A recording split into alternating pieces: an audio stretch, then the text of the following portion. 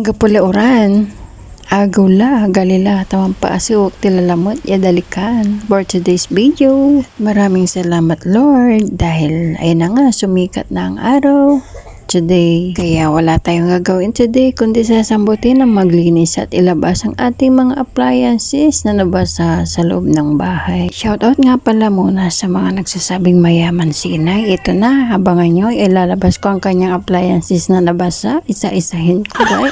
Patawad aking Inay, ang iyong appliances ay wala na akong magagawa kundi ating itatapon at susunugin ko na. Alam mo ba guys, na ito ang kagandahan sa mga appliances ni Nanay. Abutan man ng bagyo at ulan, bahain man tayo.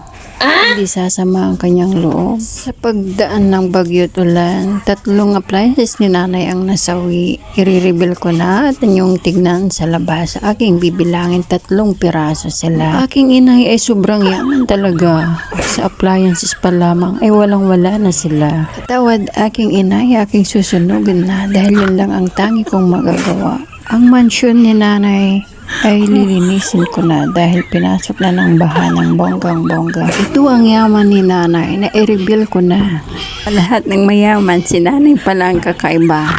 Kaya, shout out sa nagsasabing mayaman si Inay. Siyempre, mayaman si Inay sa utang. Tingnan na nga, habang ako'y naglilinis, ako'y nag-aras kaldo, dumidiskarte ako ng itlog pang sahog natin dito. Kaya nakalusot tayo. Huwag kayong maingay guys. Diskarte ko yung paglilinis para makadikwa tayo ng itlog pang sahog sa aros kaldo. At pakakainin ko na ang aking mayamang ina. Ang kanyang itlog ay galing sa manok niya. Guys, almusal muna tayo dahil pagkatapos nito ay magsusunod na naman tayo ng pangtanghalian. Tuloy-tuloy na. At dahil wala ngang ulan, tayo ay magsasaing sa dalikan.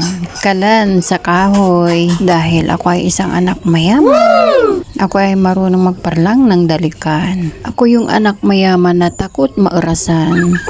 Kanyan makuliag, tapen mga anak nalanang. Tano agak mang kuliagak mangan. Antan subilay, ya anak mayaman. Ako'y magpapadingas na pala at magsasaing na ako ng aming pangtanghalian. Ito ang lutuhan ng mayaman, padingas-dingas na lang. Muli na naman po ako magpapaalam. Maraming salamat sa inyong walang sawang suporta. At ingat po ang lahat dahil makulimlim pa rin ang panahon. Bye. God bless us all.